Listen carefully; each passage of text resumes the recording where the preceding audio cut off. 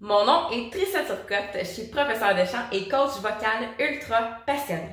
Aujourd'hui, dans ma capsule, on démystifie ensemble le larynx parce qu'il joue un rôle très important dans le chant. Alors, si tu arrives sur cette vidéo-là et déjà tu te dis rôle important, le larynx, ben reste là parce que je vais te donner des trucs pour arriver justement à mieux contrôler ton larynx lorsque tu chantes. Alors, tu vas voir qu'il y a différentes positions, différentes hauteurs de larynx lorsque l'on chante. Alors, si tu n'es pas déjà abonné à ma chaîne YouTube, je t'invite à le faire dès maintenant en allant activer la petite cloche pour ne rien manquer.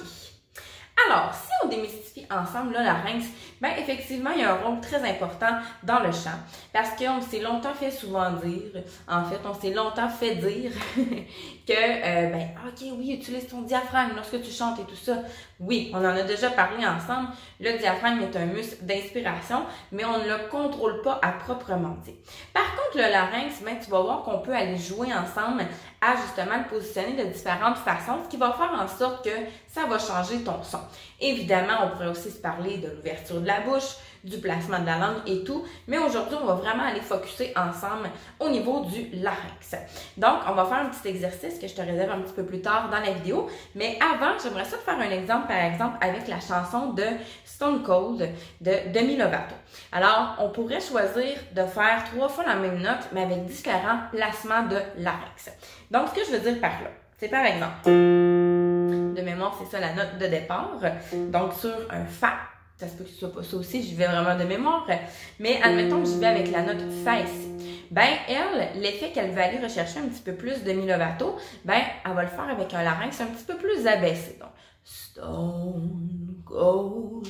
Alors, si je m'approche pour que tu vois mieux, Stone Cold. On voit que ça descend un petit peu ici quand je fais la note. Alors là, mon larynx est abaissé à ce moment-là. Pour sentir que justement le larynx est abaissé, c'est un petit peu, moi, l'exemple que je donne, comme si tu baillais. Alors, si tu fais le travail de bailler, pareil que c'est prêt?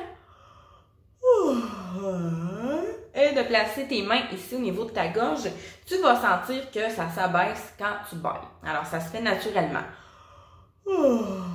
On ne contrôle pas ça, ça s'abaisse. Alors là, j'ai le larynx abaissé. Donc ici au début, Stone Cold, Stone Cold. Alors je la fais avec un petit effet comme ça, un petit peu plus feutré, en abaissant mon larynx. Je pourrais aussi décider de garder mon larynx en position neutre. En position neutre, ça c'est souvent quand on parle, généralement, il est placé au niveau du neutre. Donc si je reprends encore la même note, le Fa, Stone Cold, Stone Cold, et que je m'approche, Stone Cold, Stone Cold. On voit un petit peu bouger parce que je fais un petit effet de vibrato, mais il reste quand même positionné droit plutôt que tantôt, Stone Cold, Stone, qu'on voit vraiment que ça descend. Sinon, je pourrais reprendre aussi la même note, mais le faire en montant un petit peu plus mon larynx. Donc, encore une fois, ça va changer le son. Donc, Stone Cold, Stone Cold. On voit vraiment que, oh, ça lève. Puis tu peux toujours aussi te référer à ta pomme d'Adam. Tu vas me dire, ouais, si je suis une femme, je veux pas nécessairement une pomme d'Adam. Non, c'est pas tous les hommes non plus qui en ont. Mais on va vraiment voir ici au niveau de la pomme d'Adam que ça monte ou ça descend. Alors, il y a ces 3 positions-là que tu pourrais utiliser justement pour faire différents sons. Alors, si je te donne un petit exemple, un petit exercice à faire justement chez toi pour travailler ces différentes hauteurs-là et t'amuser justement avec ta voix, ben c'est l'exercice des 3 I que j'aime vraiment beaucoup. Alors, première des choses, tu peux te prendre un cahier avec un crayon, prendre des notes. Première des choses, tu te prends une note que tu es quand même confortable. Donc, au niveau de ton registre de voix parlée, ton registre de voix de poitrine. Donc, si je fais moi, je suis quand même à l'aise. Tu sais, quand je parle, je reviens souvent sur cette note-là. Je suis au niveau du dos central. Ça se peut que ce soit une autre note aussi pour toi. Et là, je la tiens. Là, j'ai fait un A, mais l'exercice des 3 I, évidemment, on va le faire sur des I. Donc, je tiens la note. I. Tu peux le faire avec vibrato ou pas, mais je te conseille quand même de le faire sans vibrato pour cet exercice-là. Ensuite, Deuxième exercice, donc c'est un exercice mais qui comporte plusieurs petites étapes, ben je vais aller faire une note qui est un petit peu plus aiguë. Donc encore une fois, réfléchis pas trop, ça peut être une voix de tête, ça peut être en belting, peu importe, mais le but c'est vraiment d'aller se promener entre les deux. Donc entre le I, position neutre, et le I où justement ça va monter un petit peu plus. Donc I. Alors, tu vois que ça se promène. Ensuite, troisième étape, tu vas aller choisir une note qui est quand même grave, que tu es capable de chanter, mais qui est quand même grave dans ton range. Et là, je vais passer justement de la neutre à la grave.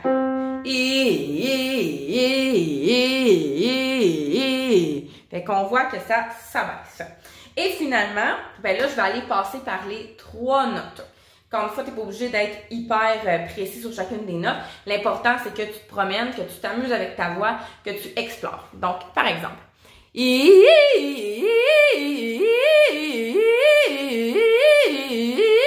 Alors, on voit vraiment que ça se promène, que ça bouge. Alors, c'est l'exercice des 3 I. Donc, tu y vas par étapes. Première étape, si je répète, tu te choisis une note que tu es à l'aise quand tu parles, quand tu chantes, dans ton registre de voix parlée ou de voix poitrine. Étape numéro 2, tu choisis une note qui est aiguë et toujours sur I, tu te promènes entre les deux. Neutre, aigu, neutre, aigu, neutre, aigu. Troisième étape, tu choisis une note qui est grave et là, tu te promènes de neutre, grave. Et quatrième étape, ben, tu te promènes entre les trois comme ça.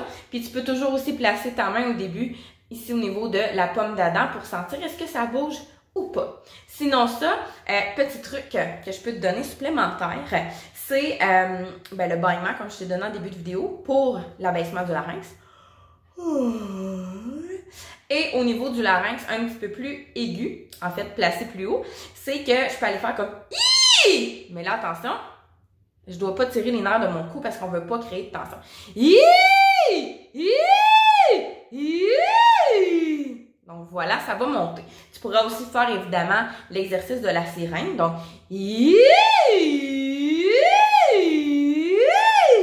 ou de la sirène sing que j'aime beaucoup. Alors, sing. Pour aller travailler en même temps tes différents résonateurs. Donc ici, on monte et on redescend. Mais ça, on pourra s'en parler dans une autre vidéo. Alors, j'espère que ça t'a aidé un petit peu plus à démystifier le larynx.